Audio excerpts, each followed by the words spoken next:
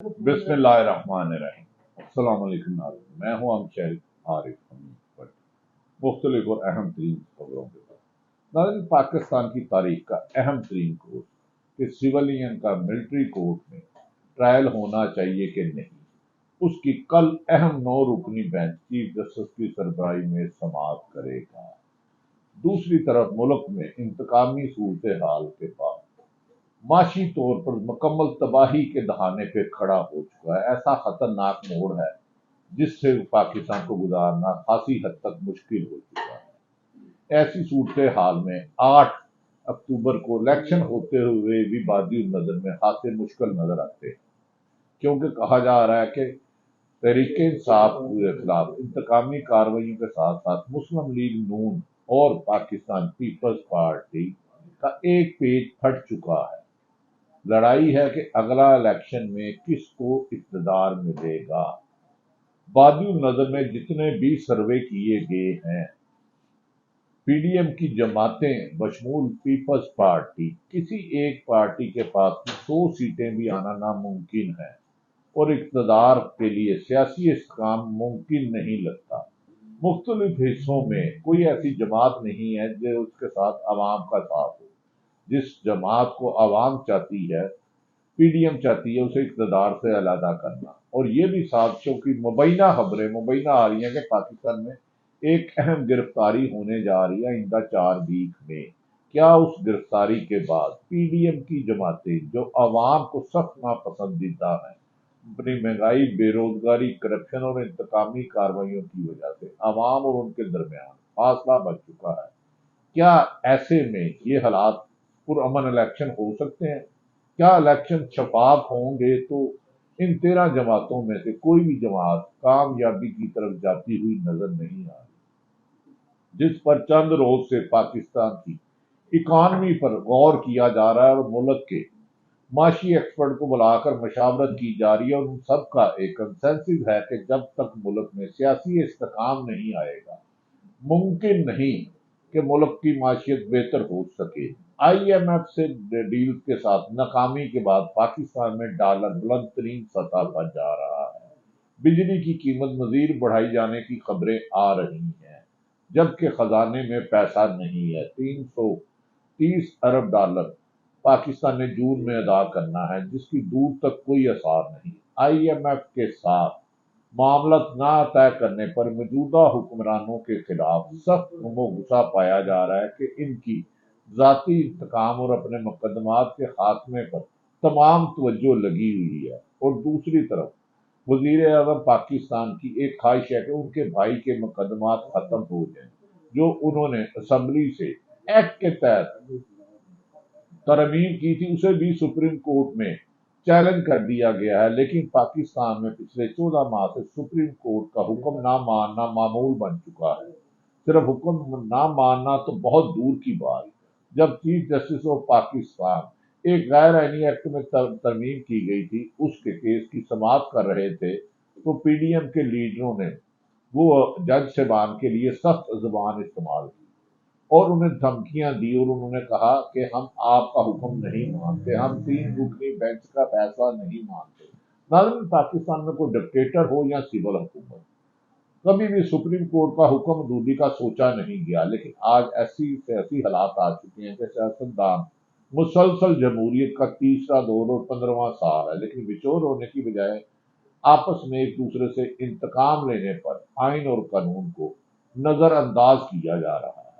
ایسے میں ایک سیاسی جماعت کے چیئرمین نے 2 اسمبلیاں پنجاب اور خیبر پختونخوا کی اسمبلی نے تحریر کی، جس میں تمام آئینی ماہرین سے مشاورت کی۔ ان کی مشترکہ رائے تھی کہ کسی بھی صورت 90 دن کے 1 منٹ بھی اوپر نگران حکومت نہیں جا سکتی، اور نگران حکومت کا صرف اتنا کام ہوتا ہے صاف شفاف الیکشن کرانا، کوئی پالیسی بنانا نہیں۔ لیکن بدقسمتی یہ ہوئی کہ یہ کیس سپریم کورٹ میں زیر سماعت ہوا۔ ادھر جج صاحبان نے باتیں تو بہت اچھی کی، اور عمر تابدیار، اعجاز الحسن اور منیب اختر نے فیصلہ بھی دے دیا کہ 14 مئی 2023 کو ہر حال میں الیکشن ہوں گے، لیکن حکومت نے اس حکم کو بھی ہوا میں اڑا دیا اور اس کی پرواہ نہ کی۔ لیکن بدقسمتی ہے ان کے خلاف توہین عدالت کی کارروائی نہ ہو سکی، جس کی وجہ سے پاکستان میں لوگوں کا جمہوریت اور آئین اور عدالتوں پر اعتماد اٹھتا جا رہا ہے۔ یقیناً یہ کسی بھی ایک خوشحال معاشرے کے لیے افسوسناک خبر ہے، یہ سوچا بھی نہیں جا سکتا تھا۔ لیکن اس کے بعد جو ایک ایکٹ کے تحت ترمیم کی گئی، جب اس کو چیلنج کیا گیا، وہ بھی ابھی تک زیر سماعت ہے۔ اس دوران مختلف خبریں آئی کہ کچھ لوگوں کے بارے میں جو سیولین ہیں، ان کے بارے میں آرمی ایکٹ کے تحت مقدمہ درج کرائے جائیں گے اور ان کی سماعت بھی وہاں ہوگی۔ اس سلسلے میں پی ڈی ایم کی بہت سی لیڈرشپ نے اس کا اظہار بھی کیا۔ یقیناً 9 مئی کو اہم تنصیبات پر حملہ ناقابل برداشت ہے۔ یہ لوگ کسی بھی طرح معافی کے حقدار نہیں ہیں۔ ادارے پاکستان میں ہیں، پاکستان پہ اداروں کے اوپر حملہ کرنے کی اجازت نہیں دی جا سکتی۔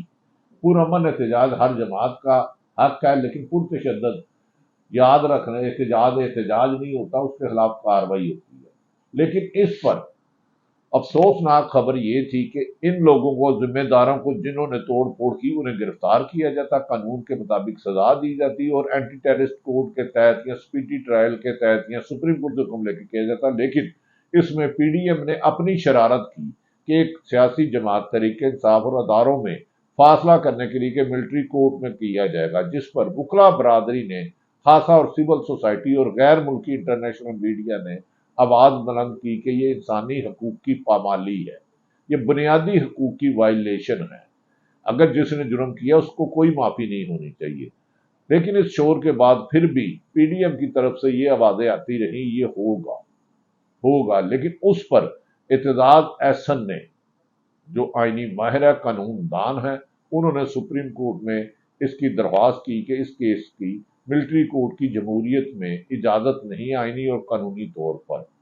اس پر تحریک انصاف سے بھی گیا۔ اب اس کیس کی اہم ترین سماعت، جو پاکستان کی تاریخ کا اہم ترین کیس ہے، یعنی کہ کل عمر عطا بندیال کی سربراہی میں 9 رکنی بینچ اس کیس کی سماعت کرے گا کہ کیا سیولین لوگوں کا آرمی کورٹس میں سزا ہو سکتی ہے، نہیں ہو سکتی۔ 9 رکنی بینچ میں سینئر جج صاحبان فائد عیسیٰ صاحب کو بھی شامل کیا گیا، جاز اللہ حسن، اختر منیب، جسٹس طارق اور عمر عطا بندیال اس کی سربراہی کریں گے۔ اب یہ اہم ترین کیس پاکستان میں فیصلہ کرے گا کہ پاکستان کے آئین اور قانون کو جمہوریت کے مطابق چلایا جا رہا ہے یا غلط۔ جبکہ دوسری طرف ایسی صورتحال میں جب ملک میں اکانومی سمجھ نہیں رہی، سیاسی عدم استحکام ہے، پیپلز پارٹی اور نون لیگ میں دوریاں اتنی آ چکی ہیں کہ باغ میں ہونے والے الیکشن پر مسلم لیگ نون نے پیپلز پارٹی کو دھاندلی کا سرگنا قرار دیا اور ٹھپے پہ ٹھپے کے مبینہ الزامات لگائے۔ اسی طرح کراچی میں ہونے والے میر میں جماعت اسلامی اور تحریک انصاف کی واضح اکثریت کے باوجود 32 ووٹ کم لینے والے کو میر منتخب کرا دیا گیا۔ ناظرین، دھاندلی سے یاد رکھنے، کسی ایک جماعت کو مسلط تو کیا جا سکتا ہے، لیکن اس کو عوامی انتخاب نہیں کہا جا سکتا۔ دھاندلی کی وجہ سے ہی ملک میں آج تک سیاسی استحکام نہیں آ سکا۔ بدقسمتی ہے جس لیڈر کو عوام پسند کرتی ہے، عوام انہیں منتخب کرنا چاہتی ہے۔ یہ کہا جا رہا ہے کہ انہیں شاید اس مہینے کسی اہم کیس پہ، جن پہ 150 سے زیادہ مقدمات تک، گرفتار کر لیا جائے گا۔ کیا ان کو گرفتار کر کے پی ڈی ایم کی 13 جماعتیں مل کے بھی سیاسی استحکام نہ لا سکی تو پھر خاصا مشکل لگتا ہے کہ 14 مئی کو 8 اکتوبر کو الیکشن ہو۔ دوسری طرف پیپلز پارٹی چاہتی ہے کہ نگران وزیر اعظم ان کا نامزد کرتا ہو وہ، تاکہ اگر وہ الیکشن کو آگے بھی کرانا جا سکے تو کر لیں، جبکہ نون لیگ نے اپنا کینڈیڈیٹ دیا ہے۔ لگتا ہے ملک میں آئین اور قانون کی حکمرانی کی بجائے کسی بھی ہمیشہ نگران حکومت غیر جانبدار شخص کو لگایا جاتا ہے جس کا کسی بھی سیاسی جماعت سے کوئی بھی واسطہ نہ ہو اور وہ صرف صاف شفاف الیکشن کرائے۔ لیکن جیسے پنجاب اور خیبر پختونخوا میں نگران حکومت لگا کر ایک جماعت کے خاتمے کے لیے جو چار دیواری کی پامالی کے ساتھ سخت غیر انسانی حقوق کیے گئے، انتقامی کاروائیاں کیا گئی، اس کی مثال نہیں ملتی۔ کیا جو 3 ماہ کے لیے ضیاء الحق آیا تھا تو 11 سال نکال گیا، پھر جنرل پرویز مشرف آیا تھا تو 3 ماہ کے لیے آئے تھے اور 9 سال نکال لے، لیکن وہ دونوں ڈکٹیٹر تھے، آئین توڑ کر آئے تھے۔ اب تو بظاہر بادی نظر میں کاغذوں میں تو جمہوری حکومت ہے، جمہوریت میں جمہوریت کی خلاف ورزی، انسانی حقوق کی وائلیشن ہے۔ جمہوریت کہتے ہیں عوام کی حکومت عوام کے لیے لیکن عوام کے ذریعے۔ بدقسمتی ہے اس وقت پاکستان کی عوام کو سخت نظر انداز کیا جا رہا ہے۔ 80% لوگ خط غربت سے نیچے رہ رہے ہیں، 2 وقت کی روٹی نہیں کھا پا رہے، اور پی ڈی ایم کی جماعتوں نے تمام اپنے مقدمات ختم کرا کے اور اپنے مخالفین کو دیوار سے لگانے کے لیے ہزاروں مقدمات کے انبار لگا لیے ہیں۔ کل کا کیس اہم ترین ہوگا کہ آنے والے دنوں میں یقیناً سرکاری املاک کو نقصان پہنچانا، توڑ پھوڑ کرنا کسی بھی سیاسی جماعت کو اس کی اجازت یا کسی شخص کو نہیں دی جا سکتی۔ پرتشدد احتجاج کسی بھی صورت میں جمہوری نہیں ہوتا، لیکن اگر ملٹری کورٹس کا یہ کیس کا فیصلہ کل ہو جاتا، آنے والے دنوں میں 9 رکنی سپریم کورٹ کے بینچ کرتے ہیں، کیا فیصلہ کرتے ہیں، یہ پاکستان کی تاریخ کے لیے اہم ترین ہوگا۔ جبکہ پاکستان کے غیر جانبدار حلقے 13 9 مئی کے ذمہ دار جنہوں نے اہم تنصیبات پر حملہ کیا ان کے خلاف کارروائی کرنا چاہتے ہیں، لیکن وہ اس کے ساتھ کہہ رہے ہیں پی ڈی ایم ان کے بہانے نجائز 25,000 سے زیادہ گرفتاریاں کر چکی ہیں۔ ناظرین، انتقام کی سیاست ہمیشہ ملک کو معاشی عدم استحکام اور سیاسی انتقام کی طرف لے جاتا ہے، جو قانون شکنی اور آئین شکنی پر مجبور کر دیتی ہے۔ کیا اب آصف علی زرداری دبئی میں بیٹھ کے پاکستان کی قسمت کا فیصلہ کر رہے ہیں، اور نواز شریف جو علاج کی غرض سے 4.5 سال قبل لندن آئے تھے، انہوں نے بھی پاکستان کا فیصلہ لندن میں کر رہے ہیں، اور سابق وزیر اعظم جنہوں نے مریم شاہد حقان عباسی، جنہوں نے مریم نواز کی سربراہی میں کام کرنے سے انکار کر دیا تھا، نواز شریف نے انہیں طلب کیا ہے کیا شاہد حقان عباسی مریم نواز کی سرپرستی میں ان کے پیچھے نعرے لگائیں گے آوے آوے مریم آوے، یا وہ ایک آزاد اور ایک جمہوری ذہن کے ساتھ اپنے آپ کو سیاست سے الگ کریں گے۔ سیاست کو دانوں کو جبر اور ظلم سے سیاست دانوں سے جدا نہیں کرنا چاہیے۔ سیاسی جماعتوں میں توڑ پھوڑ جوڑ توڑ کرنا پرانی روایات ہے۔ پیپلز پارٹی کے خاتمے کے لیے پہلے یا ایم کیو ایم بنائی گئی، پھر جنیجو لیگ بنائی گئی، جنیجو لیگ میں سے نون نکلی، نون سے کاف نکلی، کاف میں سے پھر نون نکلی، اور اسی طرح پیٹریاٹ بنائی گئی، مختلف بنایا گیا، لیکن عوام وہ کامیاب ہوتی ہے جس کے ساتھ اسٹریٹ پاور ہو، ووٹ بینک ہو۔ بند کمروں میں بنانے والی جماعتوں کے فیصلے بند کمروں تک محدود رہتے ہیں، اور اس کے ثمرات 22 کروڑ عوام تک نہیں آتے۔ جب 22 کروڑ تک عوام تک ان کے بنیادی حقوق نہیں ملیں گے، ملک میں انارکی، بد امنی اور انتشار پیدا ہوگا۔ لہذا بہتر ہے ملک میں آئین اور قانون کی حکمرانی کے لیے تمام سیاستدان مل کر بیٹھ کے مذاکرات کے لیے حل نکالیں۔ اسی میں پاکستان کی بہتری ہے۔ اللہ تعالیٰ پاکستان کا حامی و ناصر ہو۔ پاکستان زندہ باد۔